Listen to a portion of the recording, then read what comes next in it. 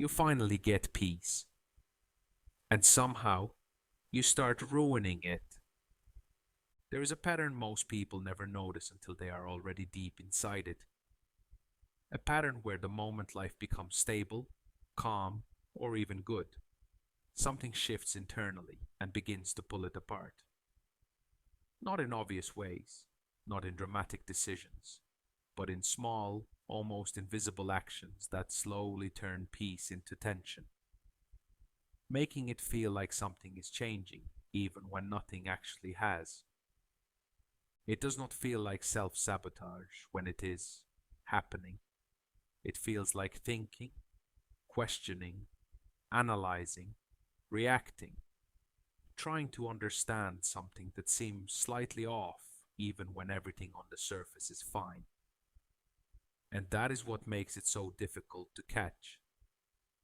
Because from your perspective, you are not creating a problem, you are responding to one. Because from the outside, nothing is wrong. But internally, something feels unsettled. Like calm is not supposed to last. Like something is missing.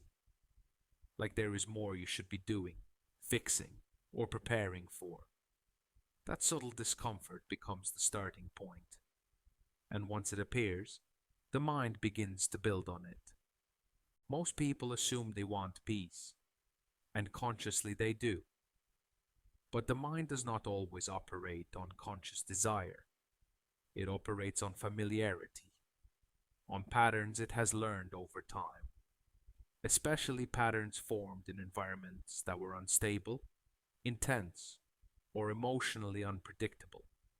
If you are used to chaos, your system adapts to chaos, learns to function in it, and begins to treat it as something normal. Over time, that state becomes your baseline, not because it is comfortable, but because it is familiar and predictable. So when life becomes calm, your mind does not immediately relax into it. Instead, it starts scanning for what is missing, because calm does not match the internal pattern it has been running for so long. And when there is no obvious problem to find, the mind starts creating one, not as a conscious decision, but as a response to discomfort that does not yet have a clear explanation. That discomfort needs somewhere to go, and it often attaches itself to whatever is closest, turning neutral situations into something that feels uncertain. It might attach to your relationships, making you question whether something is wrong, whether the connection is fading, whether you are missing signs you should be paying attention to, even when nothing has actually changed. It might attach to your work, making you feel like you are not doing enough, even when everything is under control and moving in the right direction. Or it might turn inward, making you question your own feelings, your own decisions, your own sense of direction, creating a loop of overthinking that feels productive but leads nowhere. And slowly, without realizing it, you begin to disturb the very peace you once wanted, not through one action, but through repeated small reactions. You start checking things that do not need to be checked, replaying conversations that were already complete, reading into silence as if it contains hidden meaning, searching for clarity in places where clarity was never required. And the more you do this, the more unstable things begin to feel. Not because they actually are, but because your attention is reshaping your perception of them. What was neutral becomes uncertain. What was stable begins to feel fragile. And what once felt calm now feels like something that needs to be managed. This is how peace gets disrupted. Not through a single moment, but through a sequence of small, repeated interactions between your thoughts and your environment. And at that point, it feels like something real has changed. Like the tension you are experiencing must be coming from something external. But often, nothing has changed except the way your mind is interacting with what is already there, turning calm into something that feels unstable. This is the part most people struggle to accept, that the shift they are feeling is not always coming from reality, but from the way their mind is interpreting and reacting to that reality.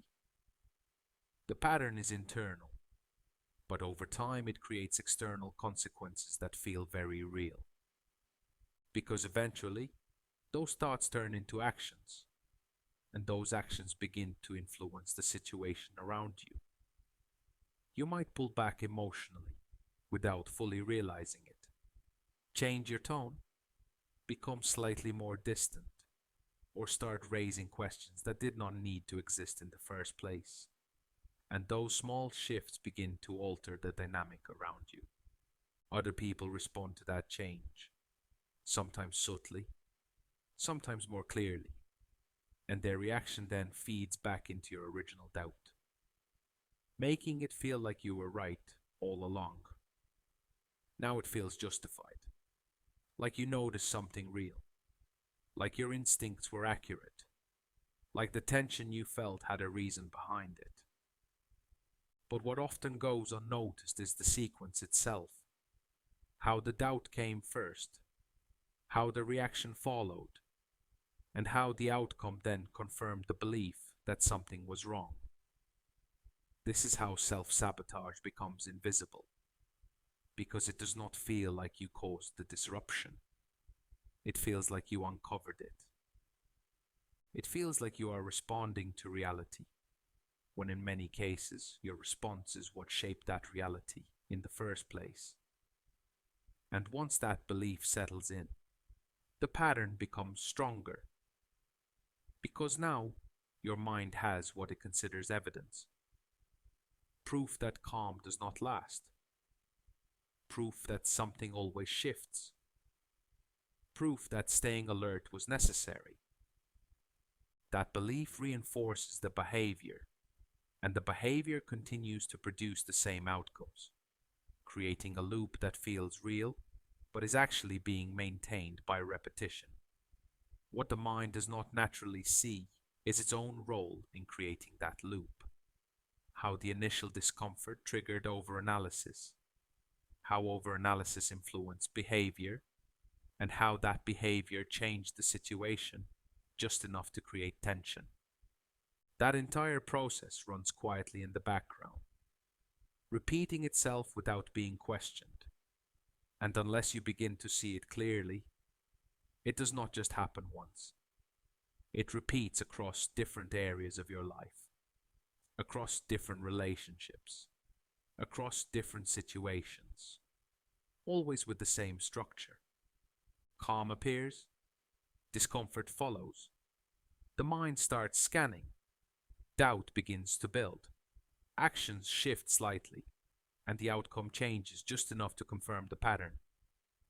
The only way this changes is if you interrupt that sequence early, not after things have already shifted, but at the very beginning, at the moment where calm starts to feel unfamiliar. That moment is easy to miss, because it does not feel like a turning point. It feels like a small question, a passing thought, a slight unease that seems harmless. But that is where the pattern begins, and that is where awareness matters the most. Because if you can recognize that feeling for what it is, not a warning, not a signal that something is wrong, but a learned response to unfamiliar calm, you create space between what you feel and what you do next. That space is where the pattern either continues or begins to weaken. Instead of immediately analyzing, instead of trying to resolve the discomfort, instead of attaching meaning to it, you pause and observe it as it is, without building a story around it. You let the thought exist without turning it into a conclusion, without letting it guide your behavior. This is not something that feels natural at first, because your system is used to responding quickly, used to resolving tension, used to staying engaged with whatever feels uncertain. But in this case, that reaction is what keeps the cycle active, because the pattern survives through participation. It survives through every thought you follow, every doubt you expand on, every action you take based on a feeling that was never grounded in reality. And it weakens the moment you stop feeding it, the moment you allow the discomfort to exist without turning it into something more. You are not suppressing anything, and you are not ignoring what you feel. You are simply choosing not to build on it, not to let it shape your perception or your actions. And that choice, even though it seems small, begins to change the entire direction of the pattern. Because over time, your mind starts to learn something different, something it has not experienced consistently before. That calm does not need to be questioned. That stillness is not something that requires action. That peace is not something temporary that needs to be analyzed before it disappears. But this learning only happens if you allow calm to exist without interference. If you stop interrupting it with constant checking, questioning, and reacting. If every moment of peace is followed by overthinking, your system never updates. It stays locked in the same loop. Breaking out of that loop requires patience, because familiarity does not change instantly. It shifts gradually through repeated experiences, where nothing goes wrong, even when your mind expects it to. Each time you allow calm to exist without reacting, you reinforce a new pattern. That new pattern becomes your baseline over time, not because you forced it, but because you stopped reinforcing the old one. Slowly, what once felt uncomfortable begins to feel neutral, and eventually, it begins to feel natural. This is the shift most people never reach, because they spend their time trying to control the outcome instead of understanding the process that creates it. They try to fix the tension after it appears, without realizing that the tension is being created earlier in the cycle. But once you see the pattern clearly, you stop being controlled by it, because you no longer mistake it for something external. You recognize it as something internal, something learned, something that can be unlearned through awareness. And that awareness changes how you respond, which changes what you experience, which slowly changes what feels normal to you. Not because life has become perfect, but because your relationship to calm has shifted. And when that shift happens, peace no longer feels fragile, temporary, or something that needs to be questioned. It becomes something you can stay in without needing to disrupt it. Not because you forced it to stay, but because you finally stopped pushing it away.